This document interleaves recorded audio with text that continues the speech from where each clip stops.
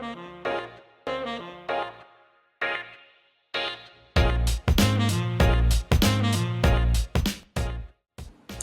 everyone. We are back with another episode of Vintage Club Conversations. This week, our featured guest is a very well known figure in the world of pre sales, Chris Mabry, VP of Solutions and Partnerships at Reprise. Chris Mabry is a seasoned expert with nearly a decade of experience in solutions engineering and a proven track record of leadership and innovation. Before joining Reprise, Chris made waves as the general manager of the Presales Collective, the largest and most trusted global community for presales professionals. Now at Reprise, Chris is spearheading a world-class presales team, crafting enterprise demo programs that showcase unmatched value and developing game-changing tools and strategies to empower presales leaders to elevate their impact across organizations. Welcome to Vintage Club Conversations, Chris. Thank you, Manisha. Thank you for having me. Going by your intro, Chris, it looks like you zeroed in on solutions engineering very early on as an area of focus for your career, right? What about pre-sales that caught your attention? Would love to hear more about your overall professional journey. So I actually started deep in tech. I started at a startup really early on when I was 17 years old in customer success. And I found that the tech, it was a telecom startup. And I found that the tech was coming pretty easy to me. So I quickly kind of got into network engineering and designing telecom systems. I worked in a literal basement. So we actually called it the dungeon. And after working in the literal basement and dungeon for a few years, I realized that was maybe not right for me. And a mentor of mine gave me the opportunity to join an implementation team at a startup he was at. I had never worked with customers before, but I immediately fell in love with it. And true story, when I was sitting at that office, there was a sales call happening across the room, and I was listening to it. It was on speaker. I couldn't help it. And I just heard their process of the overcoming objections. And I really listened to a great sales call. And that is what really inspired me to get into pre-sales, because I thought, hey, I know all the tech, but I loved what they were doing over there. And I just wanted to get really good at that skill and that craft. What's funny is when I told the sales leader, I walked over there and I said, whatever it is you did, I want to get good at it. And he's like, we lost the deal, Chris. That wasn't even a good call. And I was like, no, I'm hooked. So at that organization, I switched into solution engineering, sales engineering at the time. And ever since, it's been like my vehicle to take all the tech I learned and connect it with humans and solving business problems. So I just fell in love with it. Great. So you actually had an aha moment for this, pre-sales career of long years. 100%. And I remember it to this day. That moment was that was the time where I thought, okay, this is a path for me. Yeah. Interesting. Where very, very few people early in their careers have that aha moment for a profession which they then, live for many, many years. So Yeah. great one.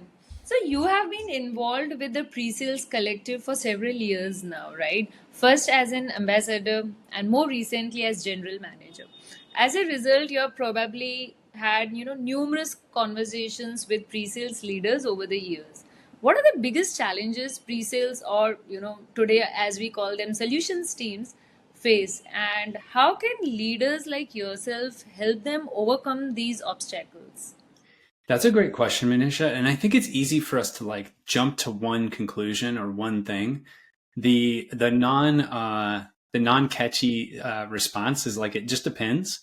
It depends on the stage of that organization, the maturity of the organization. So in early stage and in late stage, you're going to have really different types of challenges. Having discussed this with dozens of pre-sales leaders across super early stage and very big enterprise, what I've learned is just at a high level, in an early stage organization in pre-sales or in solutions, one of the biggest challenges you face is you basically have to be the expert in everything. So you have to know the tech as well as an engineer does or close to it. You have to know the entire marketing and sales motions. You have to go on site and represent the company solo. And it's really hard to be that Swiss Army knife across the entire company. That's really early stage. Okay.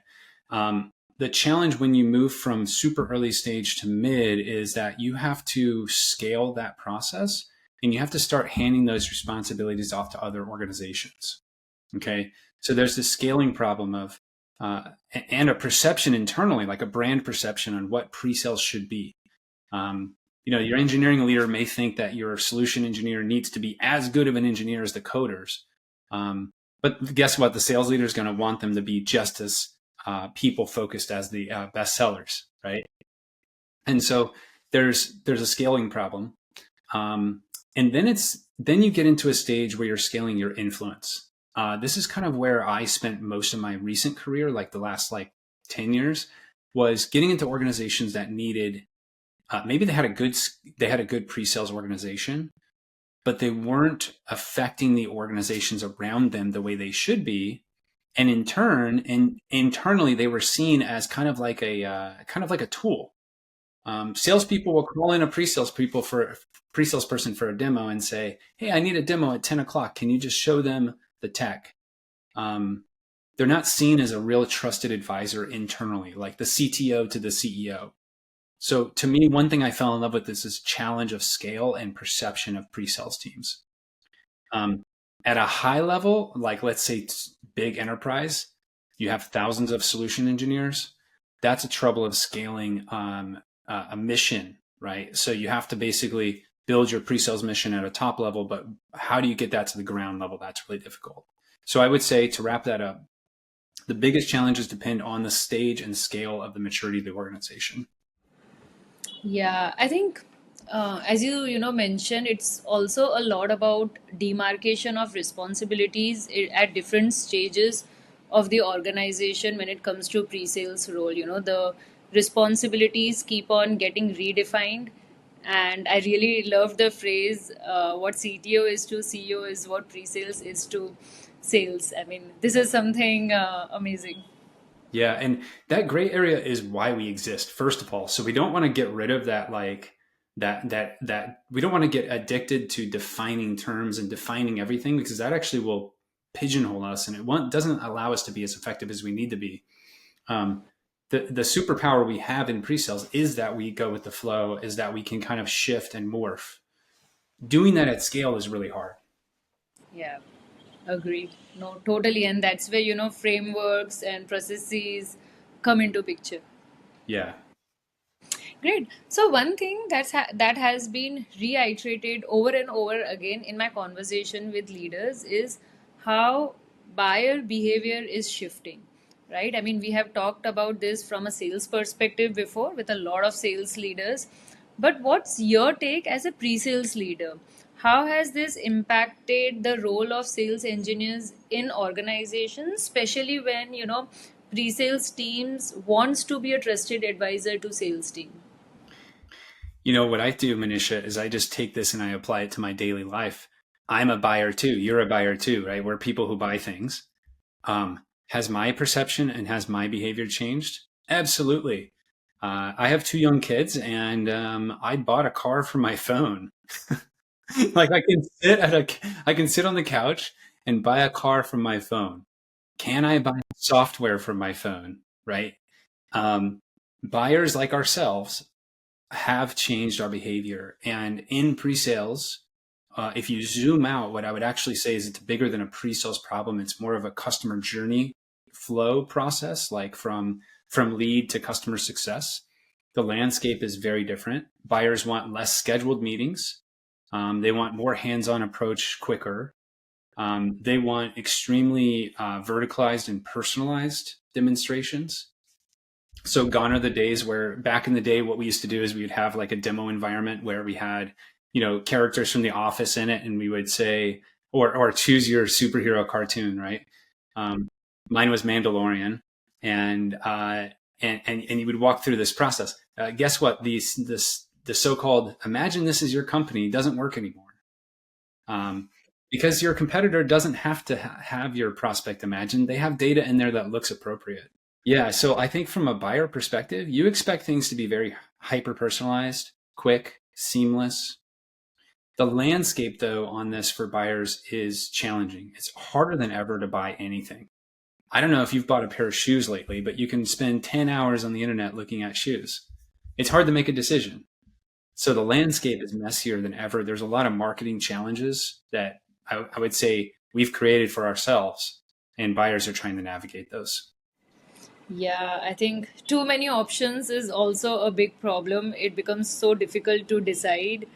And of course, it's different when you're buying physical goods versus software, but still, those challenges as a human Yeah. remain the same. In fact, whenever I call my one of my advisors to talk about anything in sales, let's say, if we are negotiating a very big deal, I would, call him and tell him, hey, we are stuck at this. And then the first thing he would tell me, put yourself in the shoes of buyer. Don't just put yourself in the shoes. Just assume like you are the buyer because you have been the buyer of such tools. How would you think about it? So that's his, always his first statement when I call him. And now basically what has happened, if I have to call him 5 times, in my mind, I run that question, and out of 5 times, I just happen to call him 2 times. Yeah, exactly. One challenge I say, and I would recommend this to anybody listening, is go through the buying journey yourself. So if you Yeah, work somewhere and you want to know if it's one of my core values is easy to do business with. Okay. yeah, We all want to be easy to do business with. Test your system. Just today, I was working through the chatbot on our own website thinking, if I was buying this or if I was interested, what would it look like to me? We yeah. are hyper focused on this from the very, very top of our organization, walking through it ourselves, imagining ourselves as the buyer. Um, do that, and you'll have answers. You'll have more answers than you could have if you just look at your marketing material. Absolutely. No, same at SiftHub. Basically, right from day one, product managers were acting SEs and customer success because we didn't have those functions, and we had salespeople. I'm one of the salesperson, right? We were very clear. We want to use our own platform for anything related to giving responses to the customer, be it RFPs, questionnaires, or building narratives, understanding what questions to ask to the customers. We will use our own platform, and that's how we will be able to build an amazing product. Same thing for our developers, because developer we are building for pre-sales, and engineers are not on that side, like the development engineers. We have them do this activity for, like, we create hypothetical questionnaires, we create hypothetical conversations, which we are having with our prospects, and then we tell them, hey, now every week you have to at least fill one of these questionnaires, or you have to create one of the narratives where you tell us what is the pain point this customer has from the conversation. So it's very important to dog food your own product, and also find hacks in how to have other teams dog food your product. Yeah, yeah, I love that. Cool. Let's talk AI. I think in any conversation, this topic cannot be left behind. So 2023 was the year of AI POCs, right? And in 2024, we saw those POCs going into production, making it the year of execution. Looking at the pre-sale space specifically, we have seen AI, is being used to help construct demos, build playbooks, respond to RFPs, questionnaires, which is something, every pre-sales teams or proposal teams dreads. What are your thoughts on incorporating AI in sales and pre-sales processes? And what are some of the most effective ways you have seen AI getting seamlessly integrated into these cycles?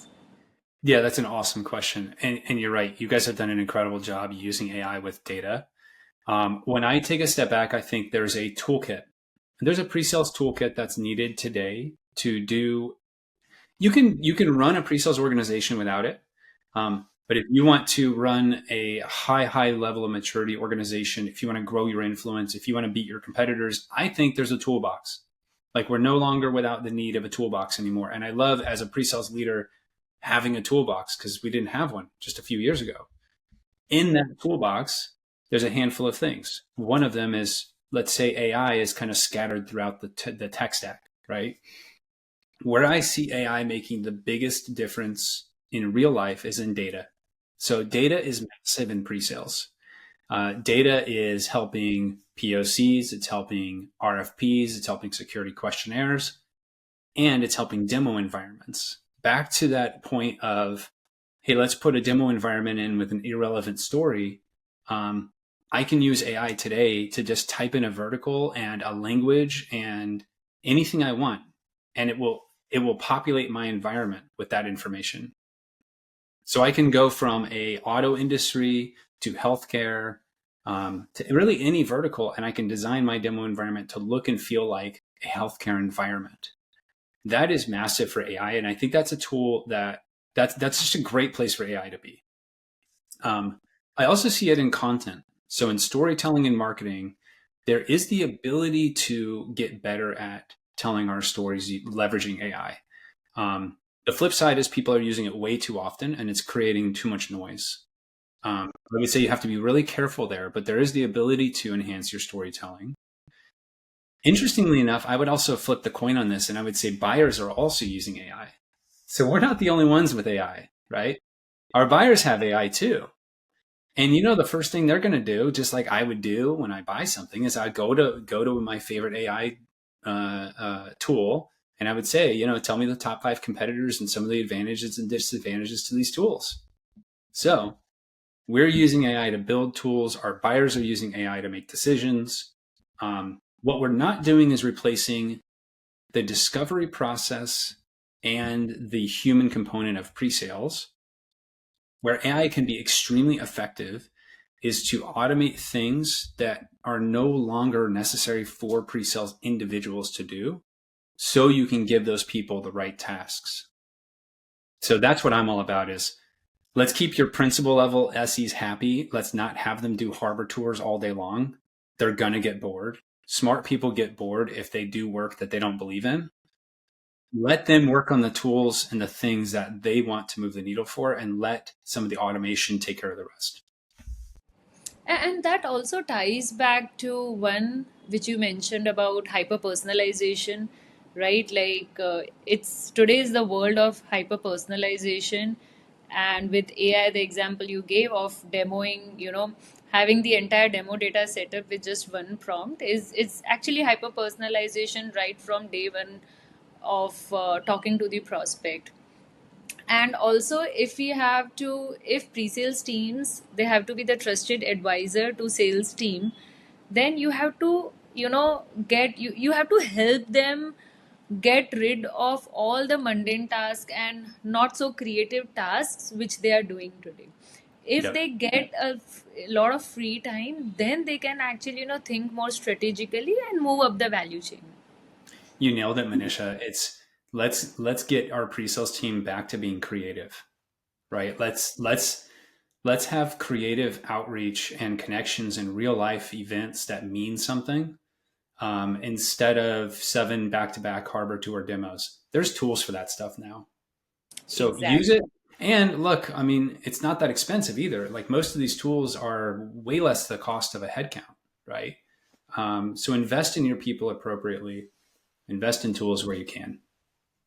Oh, absolutely. I mean, we have seen for some of the use cases which we are solving, we have seen up to 70% productivity improvement for that kind of a task.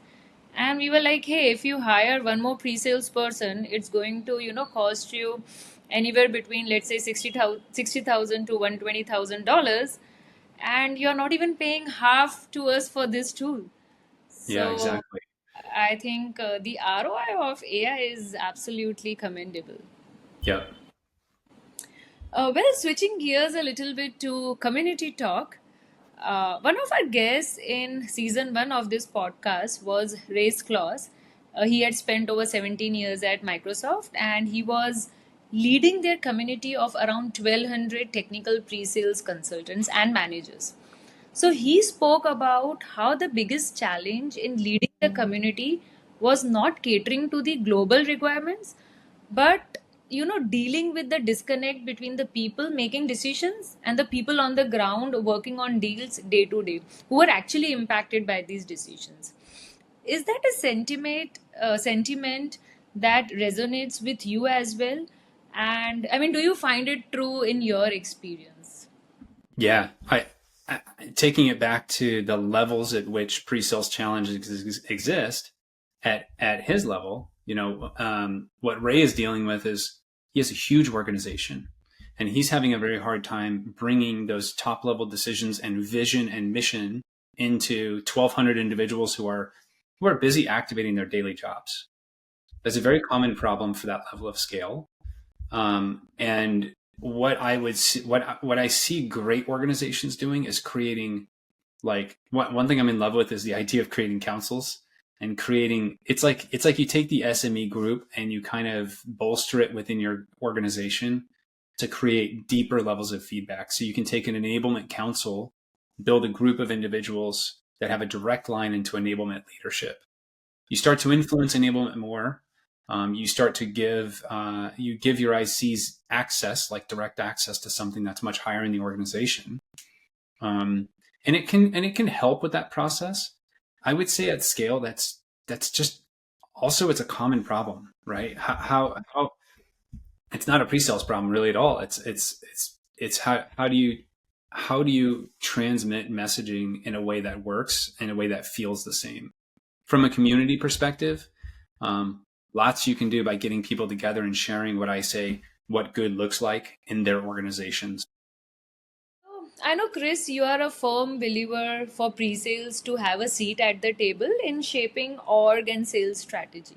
So, what steps are you taking, and what steps would you suggest pre sales leaders should take to elevate the function to this level?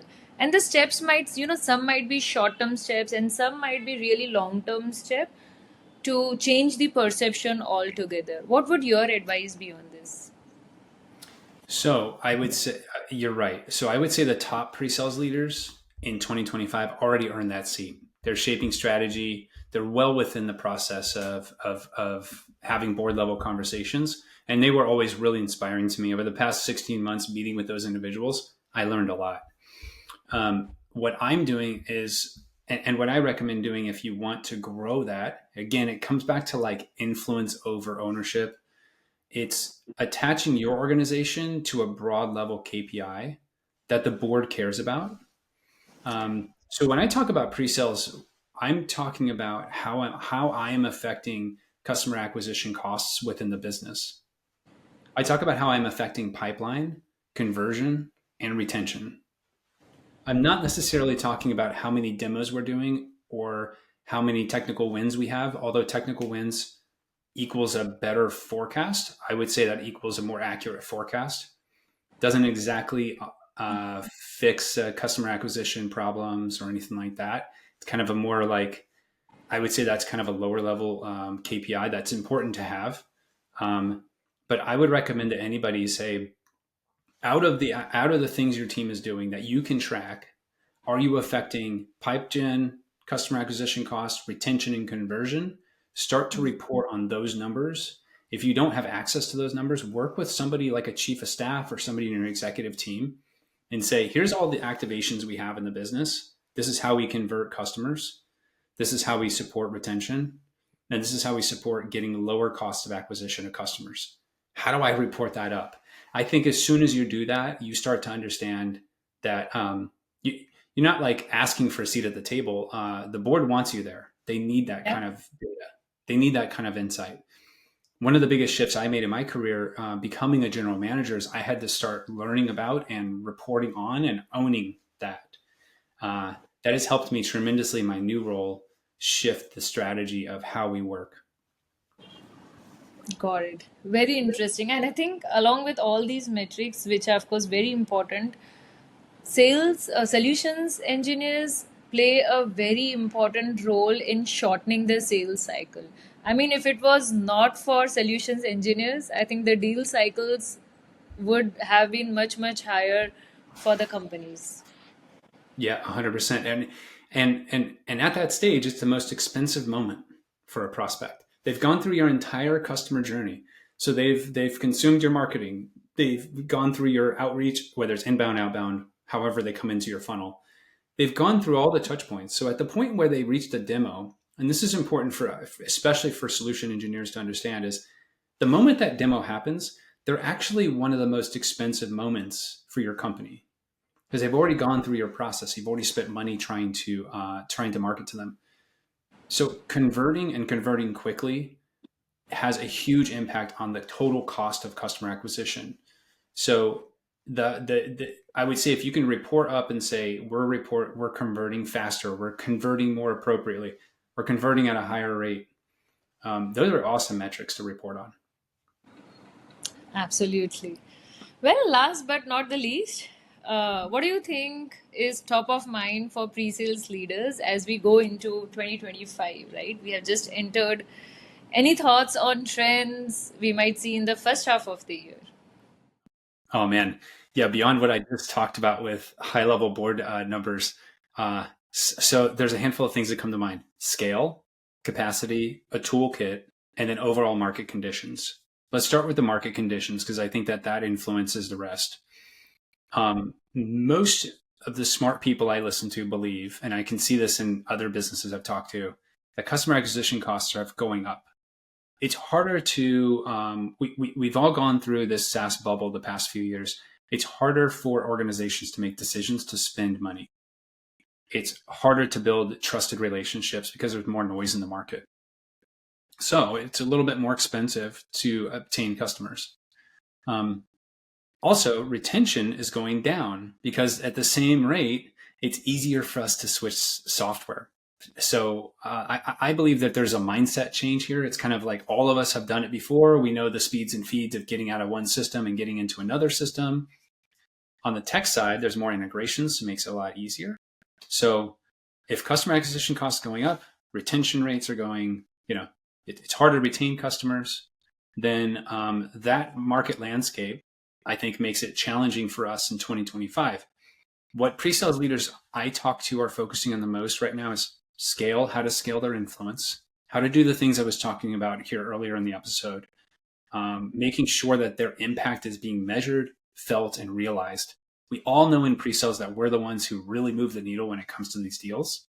How do you prove that? That's something that is big on everybody's mind.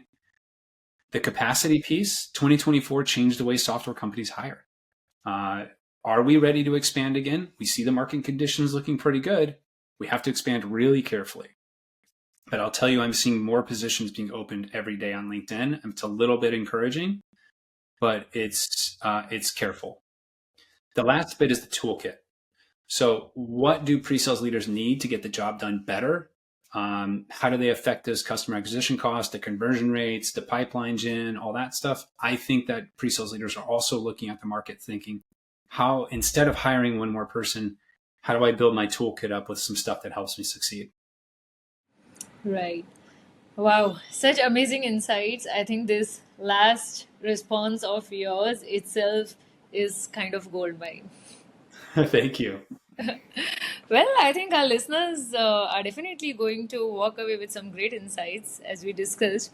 We are going to set aside work for a moment, just remove your pre sales hat for a while, and we Okay. want to get to know more about you as a person. The questions will be a little quick and to the point. Are you ready? Yeah, I'm ready. Great. A fun fact about yourself that most people don't know. I would say it's less fun, but the first thing that comes to my head is I was stranded at sea. I was stranded at sea on a boat with a few people for about 9 days in a big storm in the Panama Shipping Canal out in the Gulf of Mexico.